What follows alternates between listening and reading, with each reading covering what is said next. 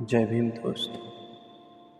तो आज हम बात करेंगे उस पल की जब डॉक्टर भीमराव रामजी अंबेडकर भारत के संविधान निर्माता, न्याय के पुजारी ने अपने दिल पर पत्थर रखकर कहा था, अब इस पद पर रहना मेरे सिद्धांतों के खिलाफ है।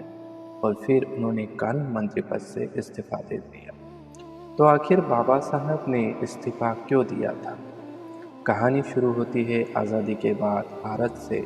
1947 में जब आज़ाद भारत की पहली सरकार बनी तो पंडित जवाहरलाल नेहरू ने डॉक्टर बाबा साहब अम्बेडकर को देश का पहला कानून मंत्री बनाया था।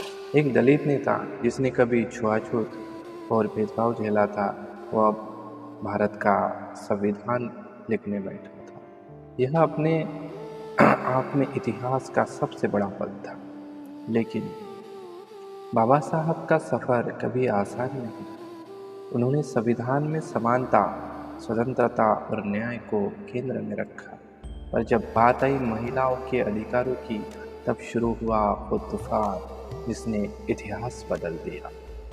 बाबा साहब ने हिंदू कोड बिल पेश किया, एक ऐसा बिल जो उस समय की परंपराओं को हिला देता, क्योंकि उसमें कहा गया था कि हिंदू महिलाएं भी संपत्ति की बराबर हकदार होगी, उन्हें तलाक और पुनर्विवाह का अधिकार मिलेगा और बेटियां बेटे की तरह परिवार की बराबर वारिस होंगी। आज जो बातें हमें सामान्य लगती है, वो उस दौर में एक क्रांति थी।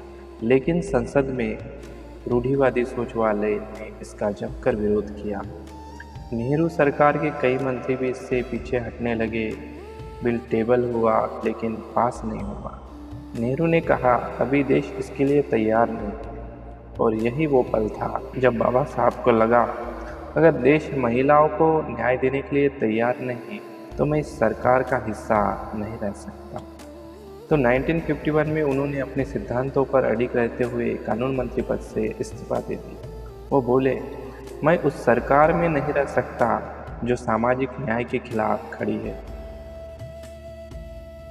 ये शब्द सिर्फ इस्तीफा नहीं थे, ये एक झटका था पूरे सिस्टम को, क्योंकि बाबा साहब ने सत्ता नहीं, सिद्धांत चुना था। अब सवाल, बाबा साहब किस पार्टी से थे? असल में बाबा साहब किसी पारंपरिक पार्टी से नहीं थे।